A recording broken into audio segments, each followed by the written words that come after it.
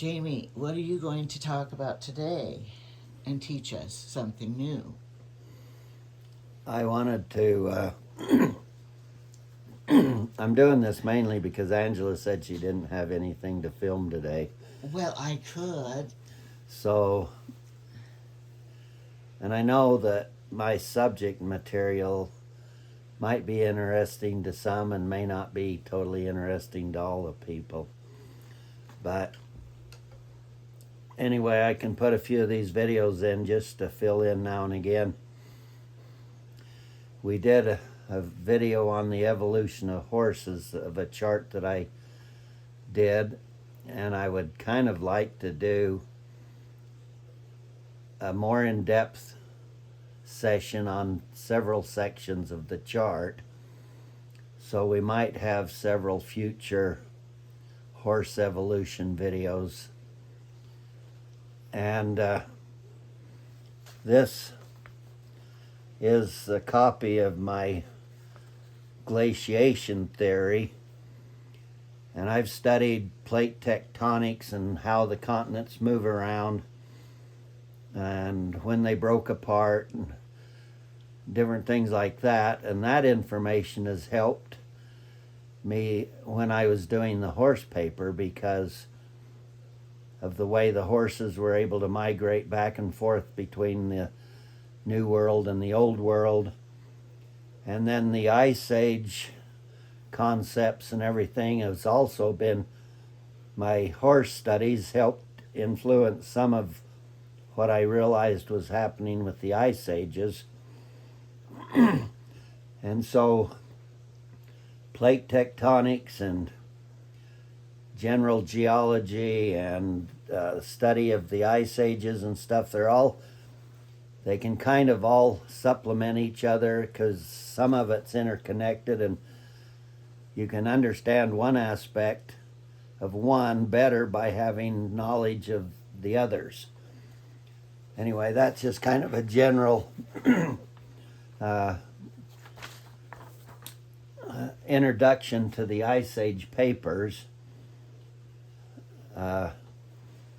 My main study for my whole life has been in subparticle physics, trying to figure out the structure of the protons and all of the subnuclear particles. And so most of these other scientific areas, studying the Ice Age, studying fossils, and particularly the fossils in the Cenozoic area after the death of the dinosaurs, these have all just been sideline study projects.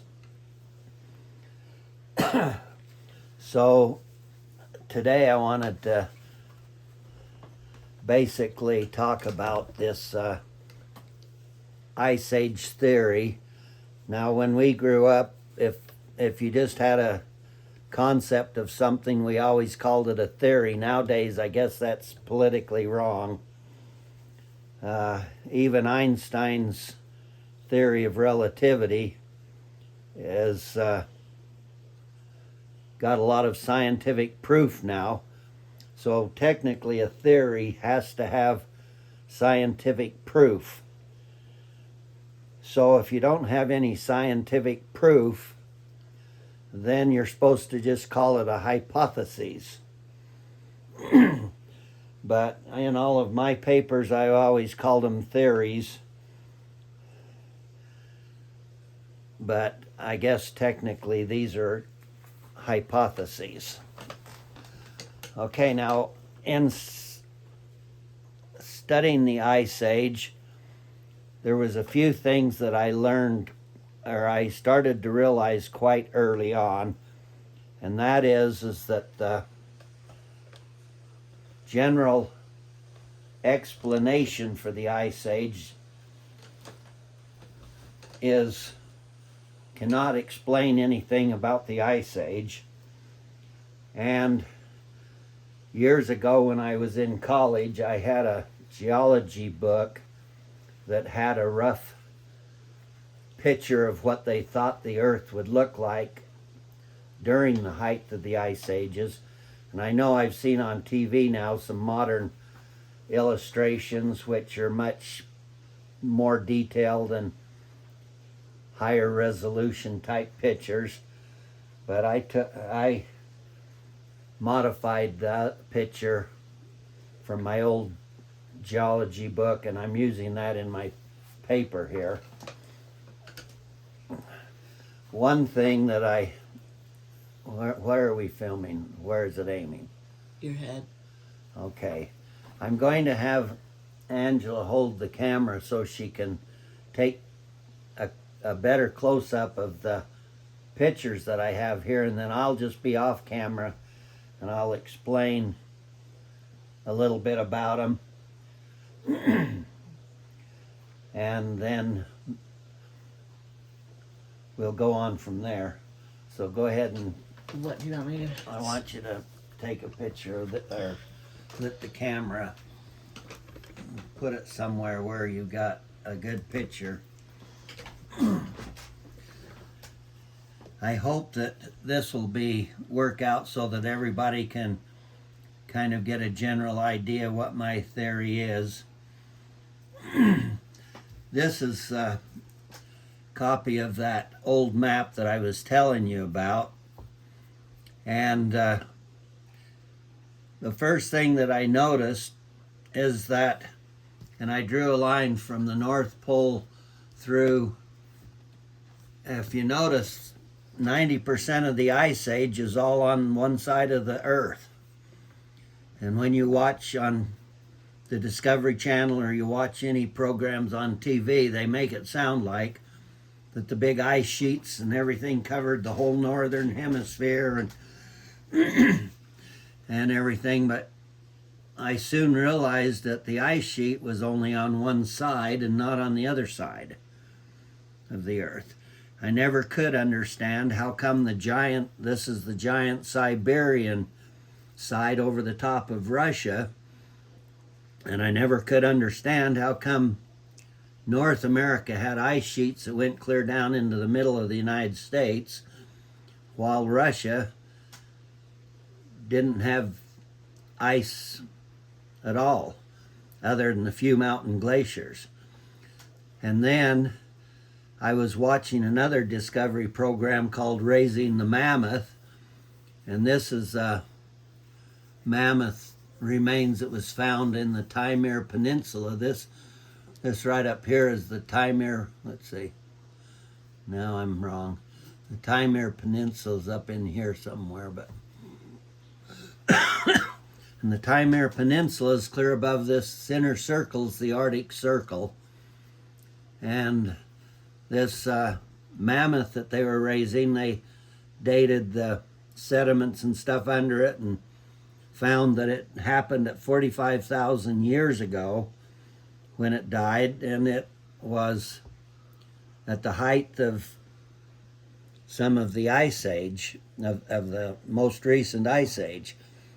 And this is clear up in above the Arctic Circle, and they said that at that time that area was warmer than what it is today. Today it's all frozen tundra, and apparently it was a grassy steppe 45,000 years ago.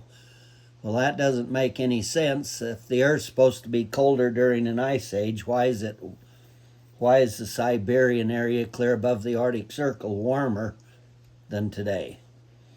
And little things like this just left too many questions as to what was going on. The general explanation does not explain any of this. And many of the Ice Age programs don't even point it out. I think those that are in the know, I think they know that there's a great problem here that they can't figure out. So then I watched another program which was about the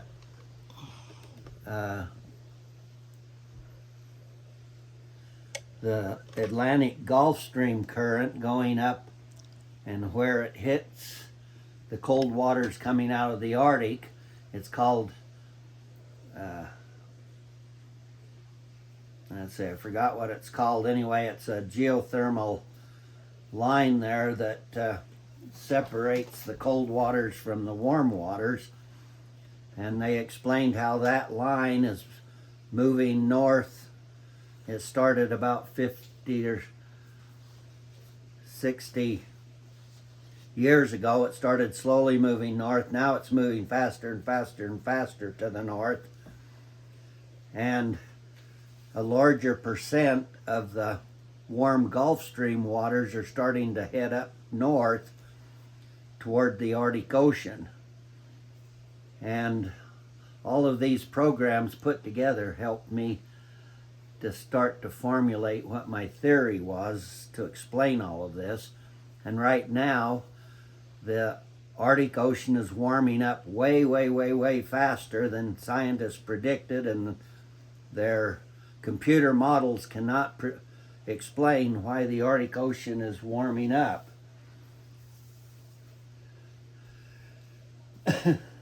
So I'll try to explain quickly what my theory is to explain all of this. Anyway, in my Ice Age theory, let's go to the next page here now and have you film that one. That during the Ice Age, the formation of the giant ice sheet sucks up a lot of the sea water, and the sea levels drop. And so I colored in this brown, and there was some over in here I didn't color in, but anyway, during the height of the Ice Age, the continent shapes were different. And England, and over here England, let's see, where is England? And all of these areas were all connected to the mainland during the Ice Age because of the drop in the sea level. But what I realized is that, well, let me back up and state one more thing.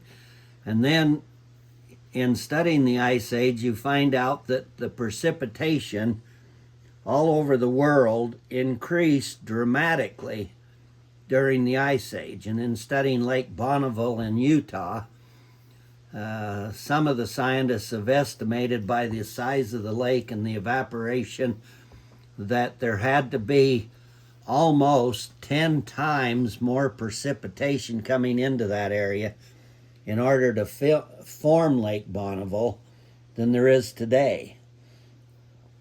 And they can kind of explain away a little bit of that extra precipitation by saying, well, there was big mountain glaciers, and the melting off of all these glaciers made bigger runoffs down the streams and that kind of thing. But you have to have the original precipitation increase in order to increase the glaciers. And so that explanation doesn't really cut it. Anyway, so what I realized after studying plate tectonics, that there was a great big ridge running between Iceland. It's called the Faroe Iceland Bridge. There's a big mountain range that actually runs across the North Atlantic Ocean right there.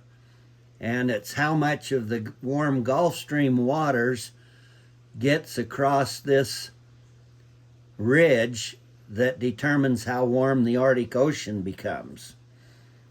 And I started to realize that the only explanation to increase precipitation was to get the Arctic Ocean warm.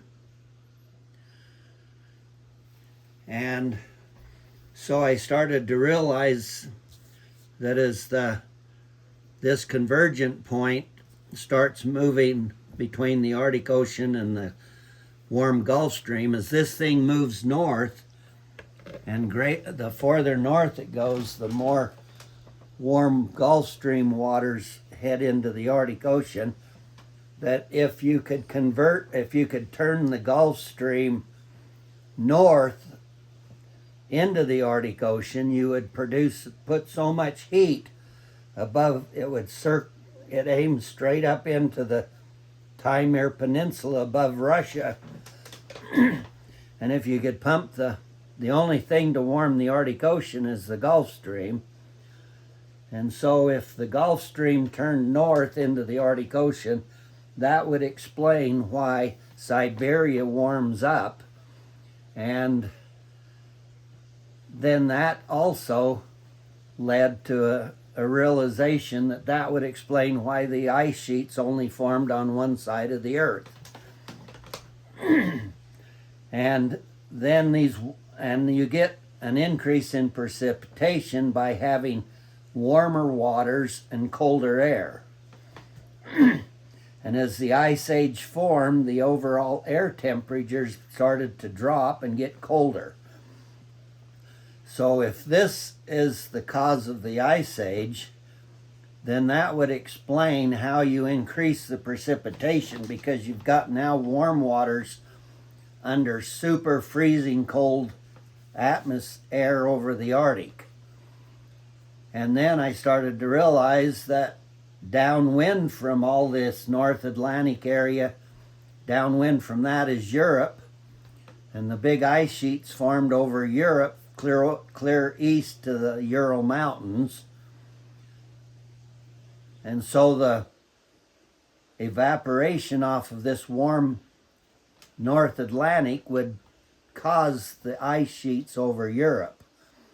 And then all of the heat going up into the Taimyr Peninsula and all the upper part of Russia there, that precipitation off of that blowing downwind would land right on North America.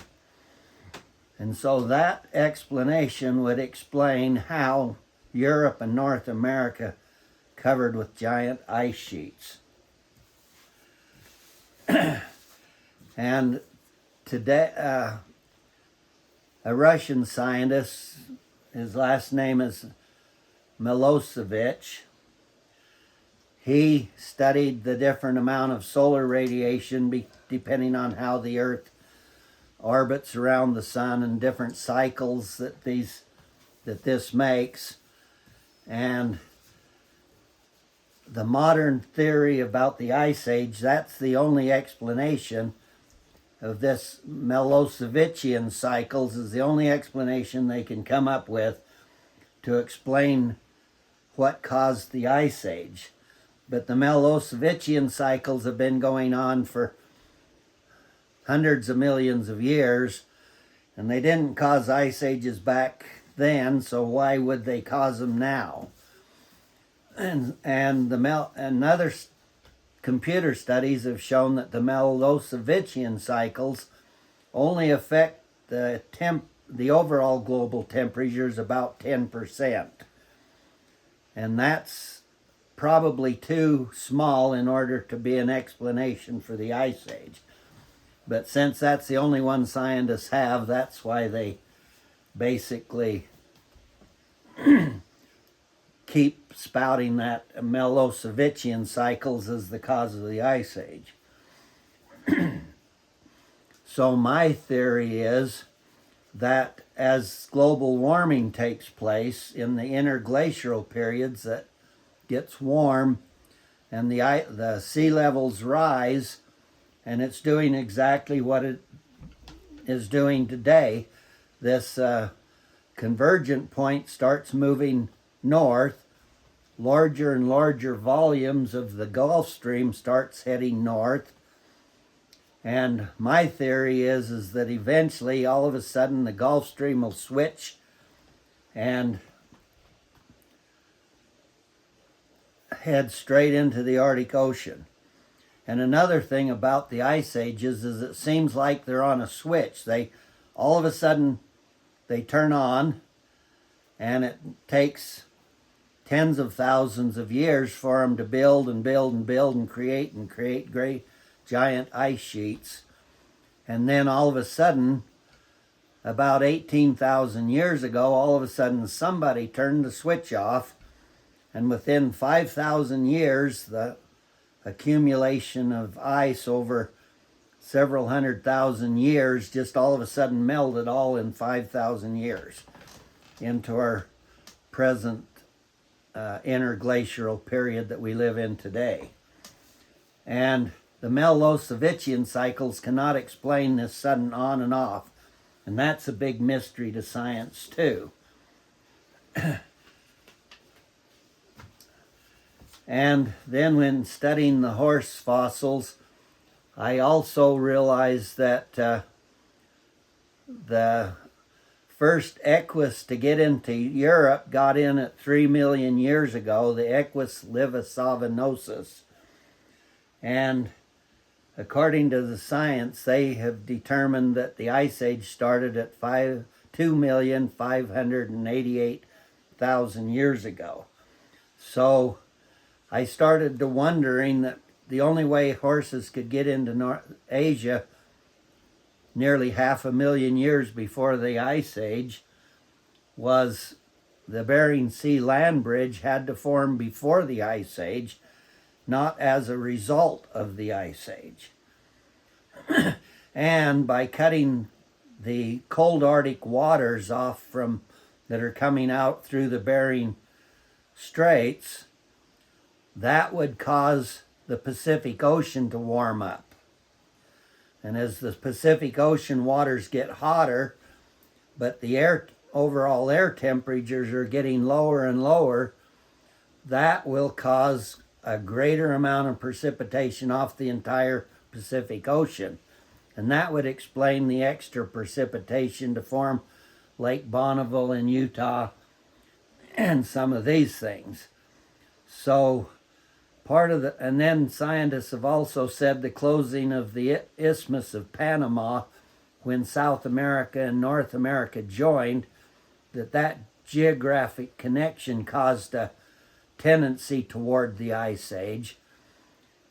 And I've never really explored that aspect of it very much, but there is a possible chance that just understanding actually what happened can make a perfect explanation to many of these mysteries that science is still struggling with. Now, just after I had completed the first part of this theory, I went ahead and put another page because the first part of my theory did not cover this increase in precipitation quite as good as I wanted, so I put another page on dealing deeper into that part of it.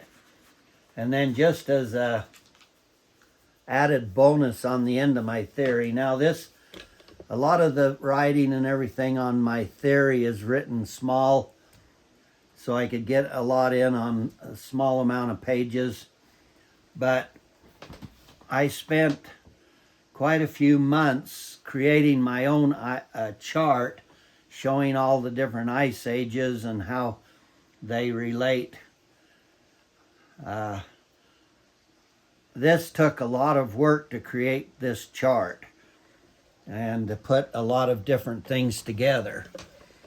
And so I don't know if any of you will be able to read the chart, but here we have a list of the names. It's generally assumed that there was 4 big, giant, major advances in the ice sheets. And there's let me back up and just say, there's actually about half a dozen different explanations of what an ice age is. But in my mind and in this theory, the advances of these, in order to have the ice age, you have to create these giant ice sheets. Then when it warms up and they melt, then you have an interglacier. Then all of a sudden things change and all of a sudden you form another giant ice sheet. Let me get to that chart real quick on my paper here. Anyway, and in Europe, The first glacial ice sheet was called the Warm Glacier. And then there was a Warm Riss, a Riss-Warm Interglacial. And then there was a Riss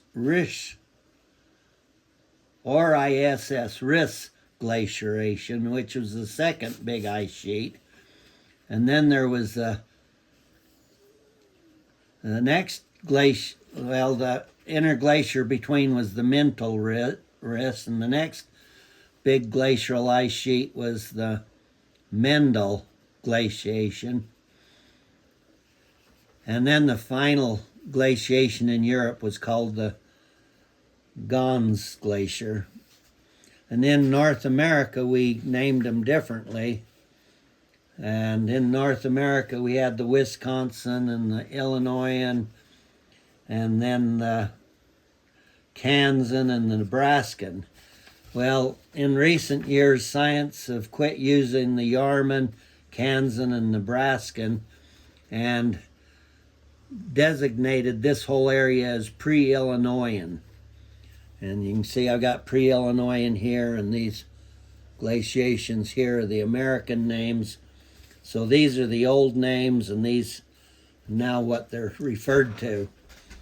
And these are just rough time periods to the glaciation. And these are called in North America, we just call glaciations glacial stages. The Wisconsin and the Sanguian. I'm not sure I'm pronouncing all of these right. And then the Illinoisan, and then all of these that come. Anyway, the chart, and then over here there's different Neolithic ages of mankind and early ages. And this line down here is kind of representing the warm and then cold and then warm and then cold. The temperature fluctuations come down here.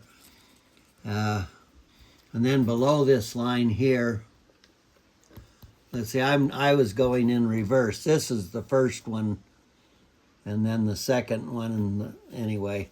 So they actually get younger this way, and I think I did it wrong and said younger this way, but it's this way. Anyway, that's enough explanation on that chart. But it did take a lot of months worth of work to meld that chart. Was that a winter project? And so, no, this project took several years, just sideline stuff.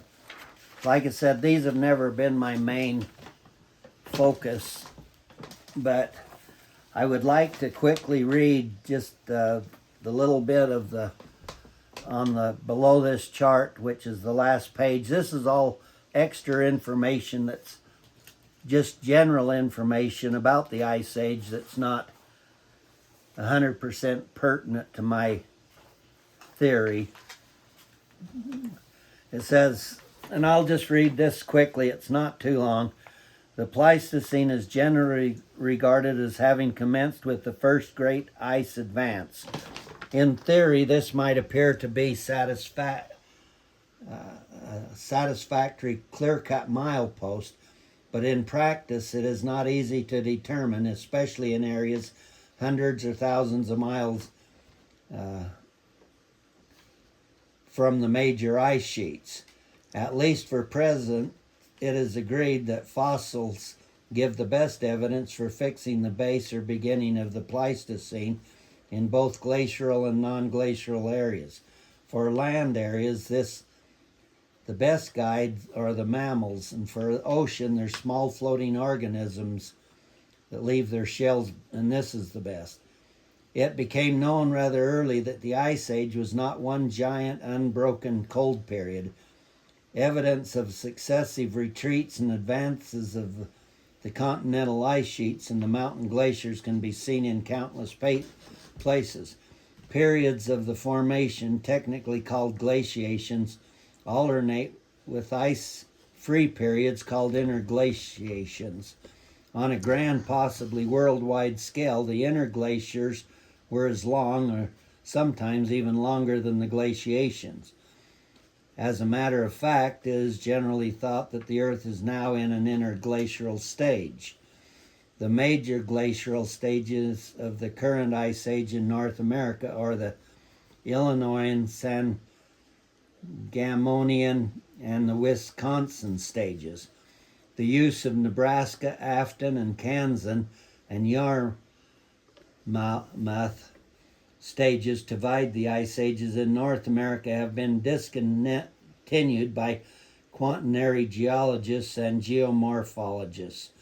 These stages have all been merged into the pre-Illinoisan stage in the 1980s.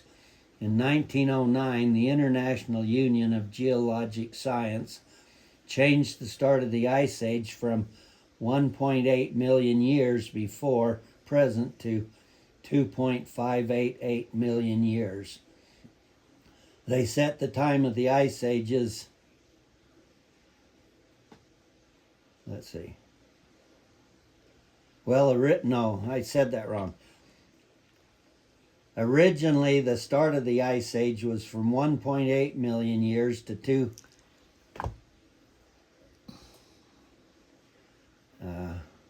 I've got myself mixed up here. Nowadays, we believe that the Ice Age started at 2.588 million years ago and ended at 11,700 years before present. 11,700 years is approximately 10,000 years in radiocarbon years. I'm not too familiar with all that. Each major ice sheet had many advances and retreats, making many different ideas about how many ice ages there were and how to name them. The trend today is to follow oxygen isotope variations found in the ocean cores to extract the rise and fall of temperatures during the Pleistocene Ice Age. However, this chart just gives you a lot of up and down and up and down and up and down. And it doesn't really depict the general overall giant ice sheets, their advances and retreats. And the cause of the Ice Age still remains more of a mystery than ever to most of the scientists. In both Europe and America, the Pleistocene has usually been subdivided into 4 major glaciations and 3 intervening interglaciers, not counting the one we're in today. Anyway,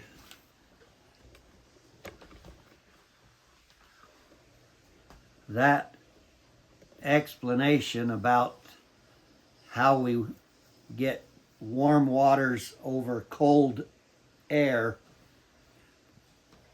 seems to be the only explanation that it can explain all of the different aspects of the Ice Age that we see across the world today. And my theory is that as this, I think it's called the North Atlantic Convergent Point, now that I remembered it.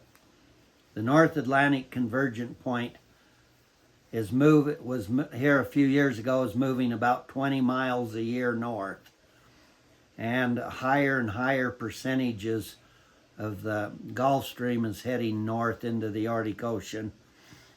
And I predict that as the Earth continues to warm, this trend will just advance faster and faster and faster. And if my Ice Age theory is correct, that means we're headed towards another Ice Age. And if we ever see the whole or a majority of the Gulf Stream all of a sudden plunge north, then that will be the proof that my theory has depicted the actual cause of the Ice Age. And then, as I had mentioned earlier, the Ice Ages just turn on and then turn off. Something flipped the switch and turned it off about 18,000 years ago, and by 11,700 there was virtually no ice age left and no ice sheets left.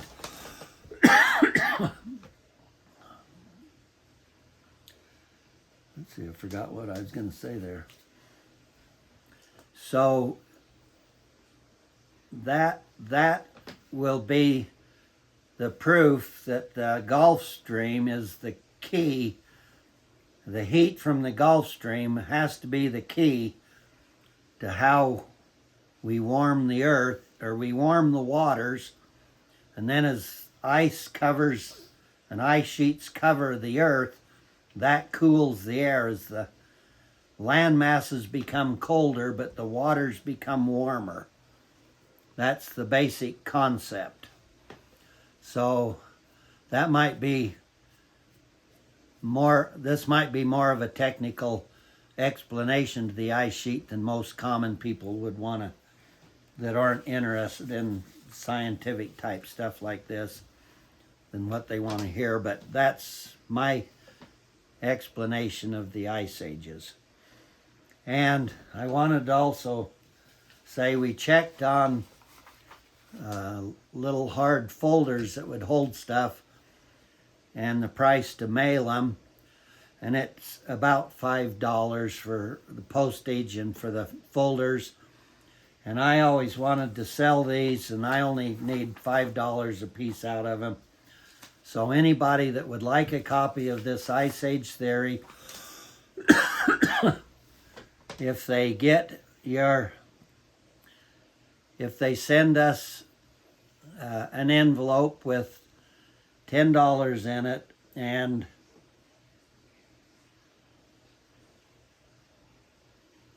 your address to mail it back to you and stuff, we will send you a copy of this stuff. And we just need your address so we know where to send it back. And we can do the same with the horse paper too. Anybody that is interested in having a copy of that, I can mail them one for $10. I would like to sell some of these just to compensate for all the years of work that went into all of this. But I'm really not trying to do it to make money. So as long as I can cover the postage and handling and stuff like this, then that's the main thing that I'm interested in. Thanks, bye.